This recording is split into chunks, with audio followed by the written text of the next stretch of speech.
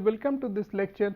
We are talking about the plate fin type heat exchangers, and we will now today in this class we will try to talk about the stacking pattern or the layer stacking pattern in a plate fin type heat exchangers.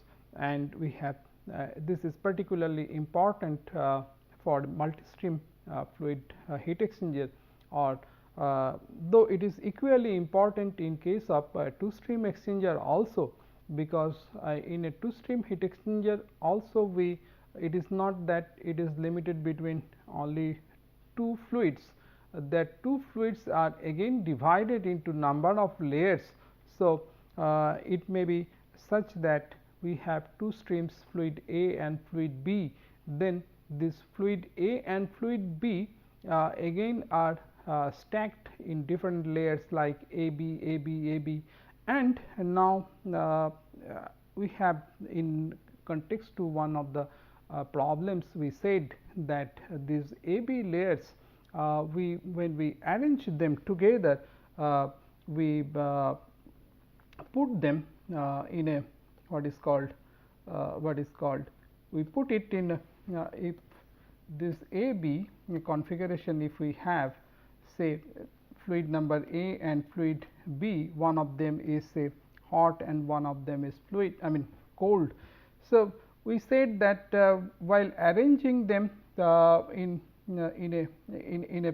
a plate fin configuration, we put them in usually alternative hot and cold condition, and then we put them in this sequence A B, then A, then A, and then in between we have say this is B and we have B, and we said that this we always try to put a symmetry between this pattern.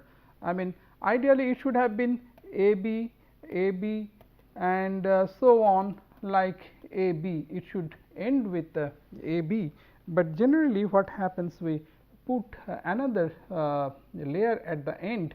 And why do we put that one? To give a symmetry in this type of configuration. So, that we will now try to learn in this class, and particularly when it is several streams, we have like A, B and say C and D like that. So, we have different combinations, like someone can put it A, B, then D, C, and that would be the repetitive one A, B, D, C, and someone may think like putting them in some other combination, say B, C, A, D, B, C, A, D like that, or some other combination. So, there are different type of layer that would it would result. So, often we have to find out what is the optimum layer stacking pattern. So, as you can understand that this becomes a design problem to find out an optimum layer.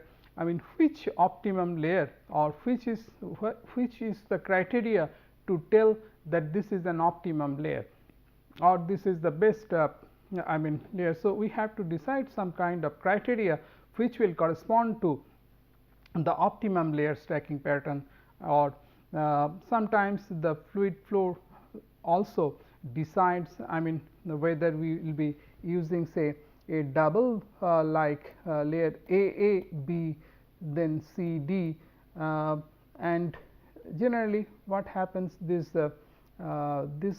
repetition is to accommodate a very high flow rate fluid, and then we may again we have A, B, C, D just to accommodate more amount of fluid in a particular for a particular stream. But otherwise if it is not so, if it is just A, B, C, D or A, B, C, D, E, or even some other number of fluid streams, we need to find out what is the optimum layer stacking pattern. So, in that context we will see that say in a multiple fluid stream arrangement, we may have to arrange in say A like then some fluid moving in this side and some fluid is flowing this way, and this is this moving out this side, moving out, coming in, moving out, and in general it is all the fluid streams, or rather the hot fluid streams we put from one end, and the cold fluid stream we put them in another side. And as we can understand that it is it may be such that we may have some fluid stream which is not really belongs to the hot one or the cold one. So, we may have to look for an exact intermediate position where it will have an entry, and depending on the its desired exit temperature, we may have to take it out earlier, or we may have to put it at some intermediate locations. So, otherwise if we keep this option aside at this moment, that we are not having intermediate entry and exit, but we have clearly some fluid streams where we can distinguish that this is a hot stream and this is a cold stream. How are we going to arrange them to have an optimum layer stacking pattern, we can call it.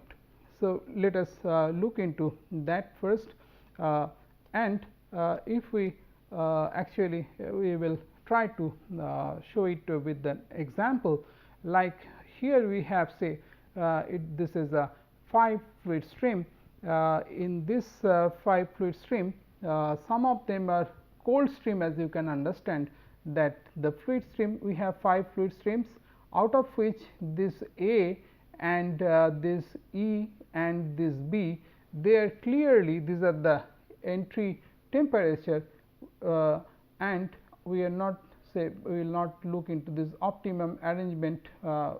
This is in context to the I mean situation where we have applied the genetic algorithm to find out the optimum arrangement, but just first of all we look into this problem where we have clearly 3 cold fluid stream and there are 2 hot fluid stream which are entering at 300, whereas these cold fluid streams are entering at one at 700, another one at 180, the third one is also again entering at 160. So, these are clearly the cold streams, this 170, 180 and 160, they are the cold side streams, and the other 2 are the hot streams. Now, if we apply that as we told that if we solve that simulation problem that we have discussed in the earlier classes, that multi-stream plate fin heat exchanger algorithm will give us the exit temperature corresponding to this. So, the B will come out at 214, then C 265, so on, and these are the exit temperature for this fluid streams. Now, we also know the mass flow rate of these fluid streams and the Cp of these fluid streams. So, the corresponding mass flow rate and Cp being known to us, we can try to calculate the what is called their heat duties, or what is the amount of heat that is getting transferred. So, there basically as you can understand that we have 2 hot fluids, they were entering at 300 and 300, and the other 3 were entering at say 180, 160 and 170. So, like this we had this arrangement of the fluid streams, and then we had these are the separating plates. I mean this was one plate 1, 2, 3, 4, and these plate numbers we have designated as this is plate 1, this is plate 2, plate 3 and plate 4, because these plate numbers are equally important, and this is plate 0, of course, this is insulated, and this is plate 5th. So, that is equals to again insulated, and but we are mostly concerned about this plate temperatures. So, if we now look into this again, as we are talking that how to take or calculate the heat duty. So, since we know the heat transfer, the mass flow rate and the Cp, corresponding Cp, it was known, it has been given in that paper, and we can calculate the heat load, and this is something called the cumulative heat load. So, if we find that the layer number 1 was fluid stream B, and then we have the fluid stream C, A and D, and we can find out what are their corresponding temperatures. So, this B actually this fluid temperature, if we go back to our earlier slide, here in this we have seen that there are 5 fluid streams. So, out of which one is that 300 and this is 300. The first fluid was B, then we had C, this is C, then we had A, and then we had again D, this was fluid D, and this was E. So, this is entering, the B entered at 170 Kelvin, this is 170 Kelvin, C was entering at 300 Kelvin, then A entered at 180 Kelvin, and E was entering at 160 Kelvin. So, this is the repetitive block in a multiple layer. So, if it is such that this B, C, A, D, E combination was giving an optimum solution according to this genetic algorithm problem. So, we wanted to check whether if it is not always possible to get a genetic algorithm, how do we know whether this simulation is an optimum simulation or this pattern is an optimum pattern, that B, C, A, D, E is an optimum pattern. So, for that, the criteria that we have said is that the cumulative heat transfer. So, as you can understand that this fluid is giving heat to this one. Similarly, this is a cold fluid adjacent to the hot one. So, the heat will be coming to this side, and then this is 300. So, heat will be flowing to this side and heat will be flowing to this side. So, from this fluid, this hot is supposed to give heat to this, and this is to this side, and this hot fluid is again supposed to give heat to this side and this side. Now, individually if we look at this is say Q1, then we say Q2, and then we say Q3 and Q4. So, deliberately we put all this downside one as positive. So, if it is happening other way, then it will be a negative one. So, this is the individual heat getting transferred Q1, Q2, Q3, Q4, and the cumulative is obviously their addition. So, we will have a look into that part. So, here we have the individual heat loads, as we have said, that it means that between these 2, 3, 4, 5 layers. So, we have Q1 that is equals to on this side. So, that is a negative one. So, on this side this is a positive one, and that is 15. The next one is on this side, this is equals to a negative part. On this side this is again a positive quantity. So, it is downside, and this is equals to 13 minus on this side. So, we have like this different kind of heat, the cumulative individual heat load for corresponding to each plate. And now, if we just keep on adding them 7 with 15, it becomes a positive, then this positive and this negative gives another positive, and this negative, I mean this 13 plus 26 gives a positive. Then it, when we combine this one with this part, it becomes very, I mean, negligible. So, this is, we have an energy balance of the order of this type. So, this cumulative heat load, as you can understand, that if we put with the number of layers, what is the number of layers, say 1, 2, 3, 4, 5, and they were B, C, A, D and E. So, corresponding to this, we have the cumulative heat load, and when we plot them with the number of layers, we find that what is happening, that alternative, the heat load with the number of layers, it is, if we consider it to be 0, sometime it is coming on the negative side, the very next layer it is on the positive, and then it is coming on the negative side, again it is going to the higher side and then coming back to this one.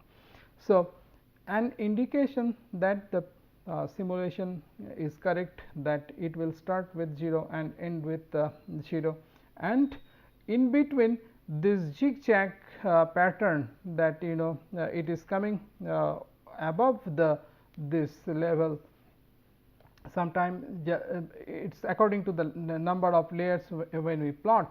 In every layer, either it has to be on the negative side, and in the next one it has to go to the positive, and then it has to come to the negative, and like that. So, this zigzag pattern will tell that this simulation or this stacking pattern is corresponding to an optimum stacking pattern. And any deviation, if in this context we have said that this was B, C, A, D and E, that was the optimum stacking pattern we have obtained from that genetic algorithm, but it is and that also shows that this cumulative heat load, when we are plotting it with the layer number, that is also reflecting the same, that it, this zigzag pattern in the cumulative heat load, that is also it is following.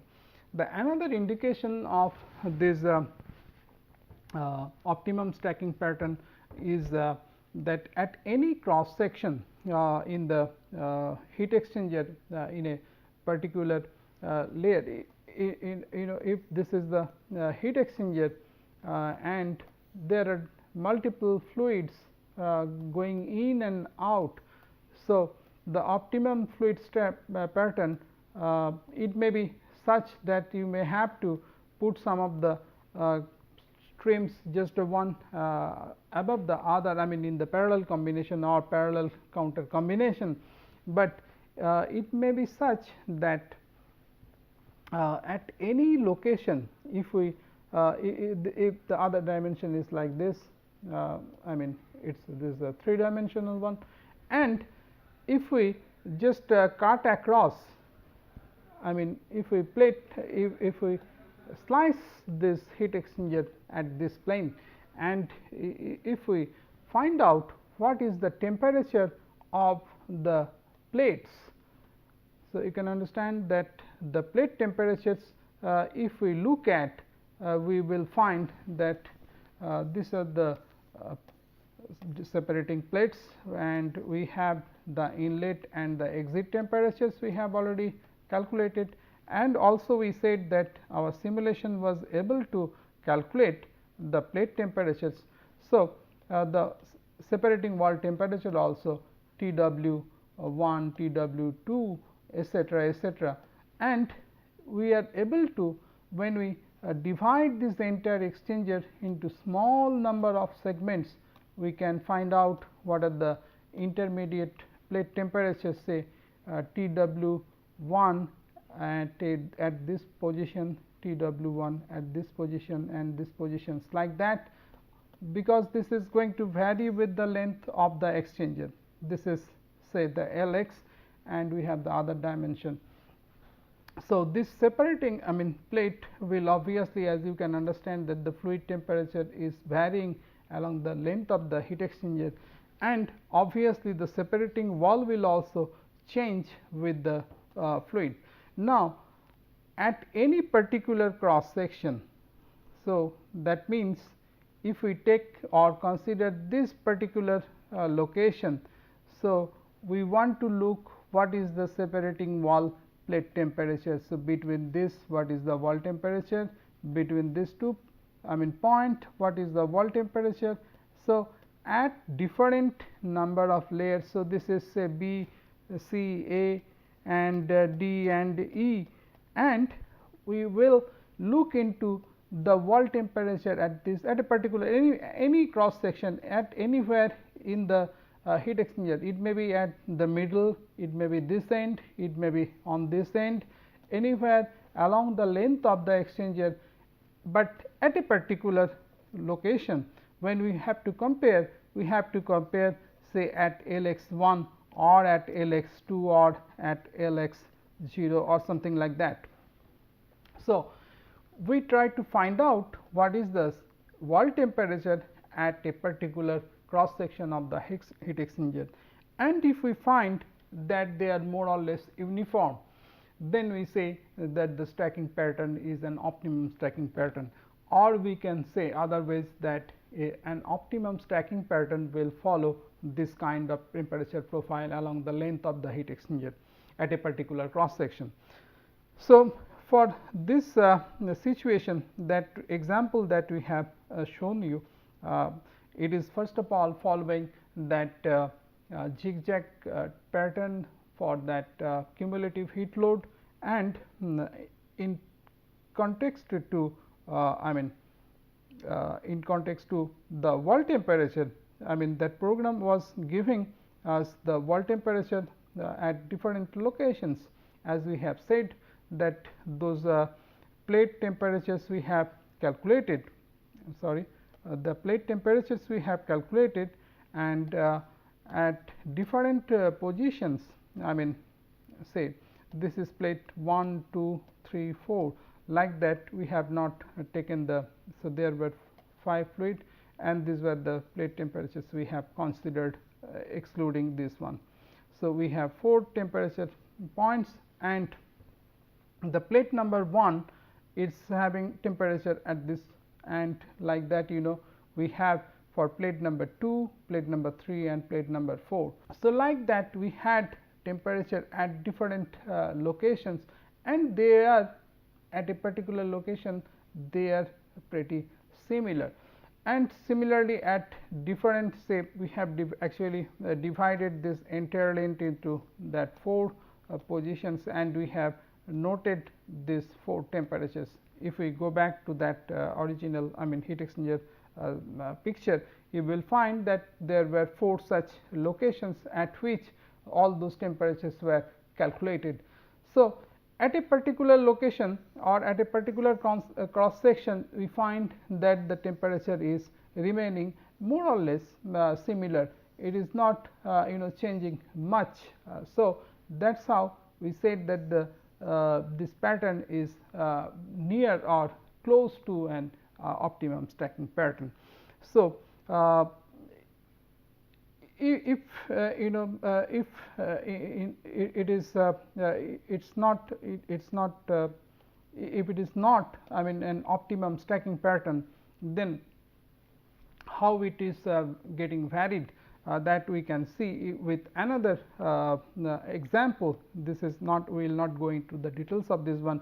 As you can understand that there are 7 number of plates. So, basically we have here 6 number of plates, we have 7 number of fluid streams. So, when the fluid streams 7 number of fluid streams are arranged in a way, and they give an optimum stacking pattern corresponding to that genetic algorithm. Corresponding to that situation, we find that this optimum stacking pattern is giving heat transfer along the length at a particular cross section. This is the kind of temperature at different plates, corresponding to different plates. and these are the different locations. So, what we have is more or less uniform, but if it is such that it is not, this is corresponding to the optimum stacking pattern, but if it is not, I mean in that context we will find that the when it is deviating from the actual stacking pattern, we find that the surface wall, I mean the plate temperatures are like at particular location this is deviating like this, and in fact this will also deviate if you calculate that cumulative heat load calculation.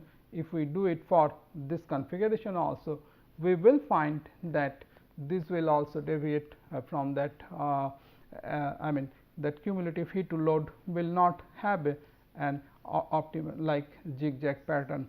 So, this will also have some kind of pattern like this, and that will correspond to I mean a deviation also in the wall temperature or non-uniform wall temperature. So, these two I mean conditions, like one is the cumulative heat load and the plot of the cumulative heat load with the layer numbers generally is considered as a I mean criteria for the optimum stacking pattern, and particularly in case of multi-stream plate fin heat exchanger, the temperature at a particular cross section at any location of the exchanger, that uniform temperature in the plate temperature is another criteria to call it as an optimum stacking pattern. So, this is all about the stacking pattern, and there are I mean there are rather other than this stacking pattern, often we have to design this is you may understand that, or you may realize, might have realized that this particular when we are talking about say putting the different fluid streams, say B, C, A, D, E, and we had initially this 5 fluid streams, and we did not have any information about what would be the possible arrangements, and when we have say 7 number of streams like this, say in that case situation becomes very I mean critical to physically check exactly what are the optimum stacking pattern. So, in that case we have to go for this genetic algorithm program or some other optimization program to find out exactly what is the optimum stacking pattern corresponding. Of course, this had in particular in this problem we tried to maximize the heat transfer, and we tried to find out the layered stacking pattern corresponding to the maximum amount of heat load. So, we have to I mean this is basically a design problem. Backed and the back of this one we had that simulation program that was basically a rating problem. That means we were looking for a particular design or the stacking pattern, and corresponding to that stacking pattern what is the simulation or the outlet temperatures at I mean it is predicting, that is important.